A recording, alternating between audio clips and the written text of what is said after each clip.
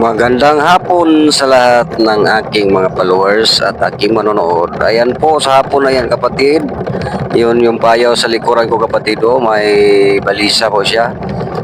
Medyo marami rin ang nakuha natin sa palangri sa hapon na yan kapatid. Ayan. Medyo marami rin ang nakuha natin mga kapatid. Ayan, halos lahat ng kawil natin kapatid sa palangri natin ay may nahuli po na isda.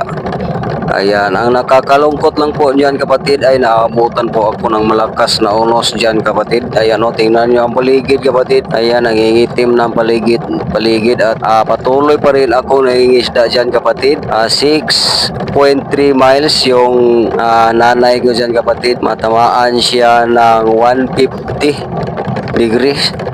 Ayan, yan, nangingitim na ang paligid kapatid. Ayan po, patuloy rin akong nangingisda dyan.